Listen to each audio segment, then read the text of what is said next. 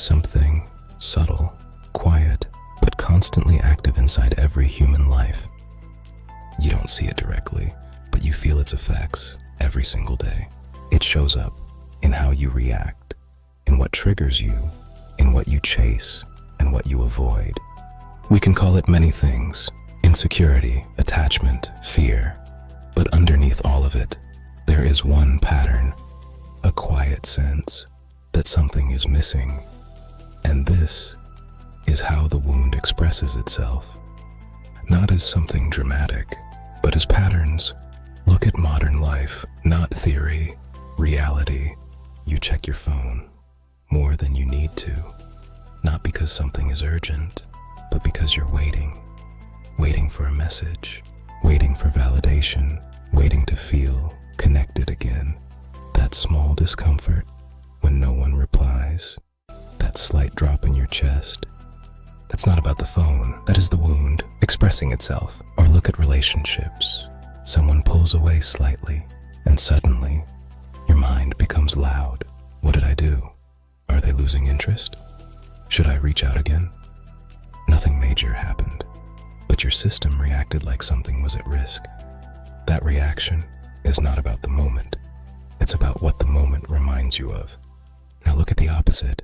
Someone gets too close, too available, too consistent, and instead of relief, you feel pressure.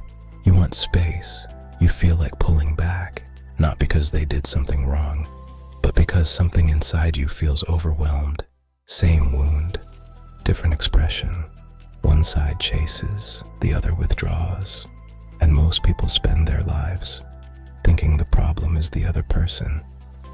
But look deeper. It shows up in work too. You feel like you're behind, even when you're doing okay. You compare yourself constantly. You push harder, not always because you love the work, but because you don't want to feel less than. That pressure is not ambition alone. It's the wound trying to prove something. Even success can be driven by it. More money, more status, more recognition. Not because it fulfills you, but because it temporarily silences that feeling of not being enough. And then it returns. Look at distraction, endless scrolling, constant noise, never sitting still, because in stillness, the feeling becomes clearer. So we avoid stillness, not consciously, but habitually. The wound doesn't always scream. Most of the time, it whispers through restlessness, through overthinking, through subtle anxiety. And because it's subtle, we normalize it. We call it personality. We call it just how life is. But patterns don't lie. If you always feel the need to prove something, if you always fear losing people, if you always pull away when things get real, that's not random.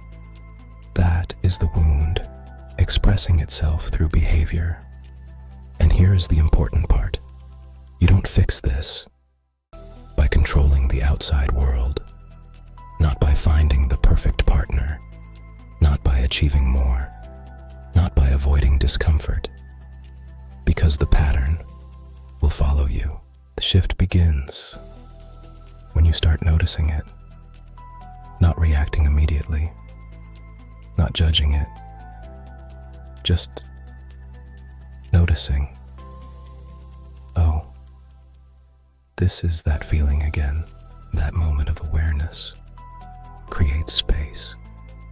And in that space, you are no longer fully controlled by the pattern. You begin to respond instead of react. And slowly, the intensity changes. Not overnight, but gradually. Because awareness doesn't erase the wound, but it changes your relationship to it. And that changes everything. If this made something clearer, support the channel. Like, subscribe. You don't need to become perfect. You just need to become aware, because the pattern expressing itself until it is seen